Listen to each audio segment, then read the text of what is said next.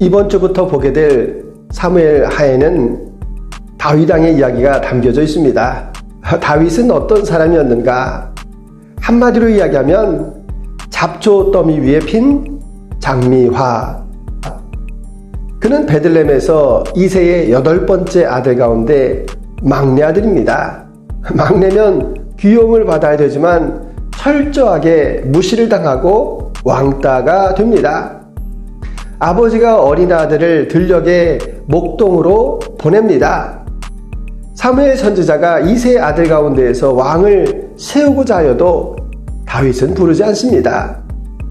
블레셋과의 전쟁 가운데에서 큰형 엘리압이 너의 교만함을 내가 안다. 너는 전쟁을 구경하러 왔다. 그러면 출가해서 결혼 후의 삶은 어떻습니까? 나중에 만나게 되는 장인 사울왕, 그의 살기, 그의 추적, 그로 인하여서 광야의 모든 세월을 보내게 됩니다. 그리고 나중에 가정을 이루고 자녀를 낳았을 때 그 가정 안에 얼마나 불화가 심했습니까? 아들 압살롬의 반역, 이런 모든 것이 그 가정 안에서 이루어진 일입니다. 인간은 자기가 갖고 싶은 것을 찾아서 세상을 방황하다가 자기 가정으로 돌아와서 그것을 발견한다. 가정 안에 자신이 갖고 싶은 것이 있다. 나의 근원, 그리고 나의 관계 속에서 발견할 수가 있습니다. 그러면 다윗은 이와 같은 상처를 어떻게 극복했습니까? 상처가 많은 사람들에게 가지고 있는 연민이 있습니다. 다윗은 자신의 처지와 같은 사람들을 동정하고 그를 돕고자 하는 긍휼의 마음이 있습니다. 그가 피난할 때 아둘람굴에서 마음이 지치고 상처 입은 400명이 모여듭니다. 막내가 리더가 되는 것은 쉽지 않고 상처받은 사람들이 부딪히고 갈라지고 깨지는 역사가 얼마나 많이 있었겠습니까? 자, 그런 분쟁 가운데에서 리더가 된 다윗이 무엇을 깨달았겠습니까? 그가 하나님의 마음을 깨닫습니다. 제가 아는 분이 군에 입대하기 전 아들이 금융사고를 했습니다.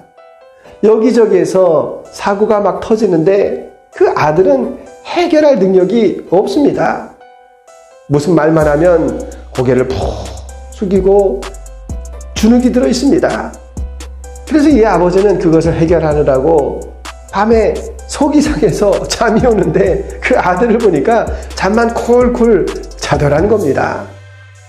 이때 깨달은 것이 하나님께서도 저와 같겠다. 졸지도 아니하시고 주무시지도 아니하시는데 내가 죄는 짓고 그리고 내가 사고를 내고 그것을 다 기억하시고 그것을 처리하시는 분이 우리 하나님이시다라는 그 마음의 생각이 들었다라고 합니다. 하나님의 깊은 마음을 깨닫고 세상을 바라보는 그 어려움을 다윗이 극복을 하게 됩니다. 또한 다윗의 위대한 점은 왕이 되어서도 끊임없이 자기 자신을 바라봅니다. 그 내면에 있는 상처와 컴플렉스로 인하여서 그 완고함, 그 잔인함이 그의 안에도 남아 있습니다. 다윗은 베들레헴 시골 사람이었고 그의 아내 미갈은 예루살렘의 공주의 딸이었습니다. 물론 다윗이 언약궤 앞에서 너무 기쁜 나머지 바짓단이 흘러내리는 것을 알지 못하였을 때 미갈이 그것을 비난합니다. 그때 다윗이 그 부인을 다시는 찾지 않습니다. 자신의 욕망을 위하여서 밧세바와 불륜의 관계를 맺고 그 남편 충신 우리아를 죽이도록 하는 그러한 무서운 면도 다윗 안에 있습니다. 그럼에도 불구하고 그런 삶의 고비고비 죽음의 극한 상황을 만날 때마다 하나님이 그에게 허락하시는 겸손을 깨닫습니다. 그것을 사망의 음침한 골짜기 죽음의 계곡을 지날 때라고도 이야기합니다. 그때마다 자기 자신을 보고 하나님의 높으심을 생각하고 주님께서 나의 선한 목자가 되십니다. 나의 피난처가 되십니다. 우리도 인생에서 만나는 고난이 있지 않습니까? 어떤 사람이 괌에 여행을 갔습니다. 그리고 바닷가에서 성게가시에 찔렸습니다. 근데 이 성게가시가 특징이 있는데 낚싯바늘과 같아서 힘을 주어서 그것을 빼려고 하면 살이 찢어진다고 합니다. 그리고 가시가 박힙니다. 병원에 가서도 딱히 해줄 것이 없을 때 그때 지나가는 원주민이 웃으면서 이야기합니다.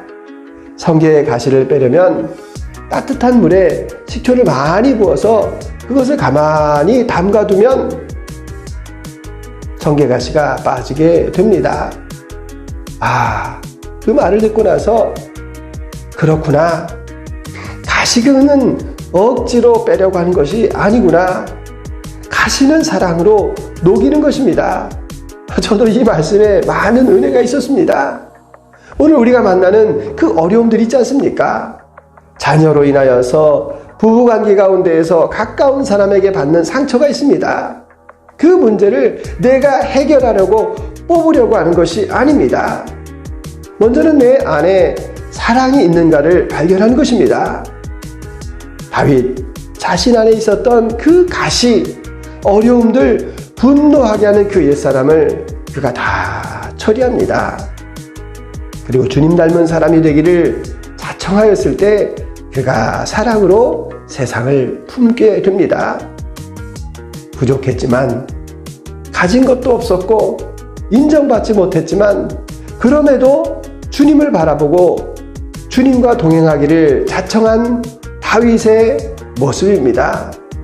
오늘도 그 모습을 보면서 내 안의 가시가 사랑으로 녹여지기를 원합니다. 내가 사랑으로 품기를 원합니다. 그러한 고백이 저와 여러분의 동일한 고백 되실 수 있기를 소망합니다.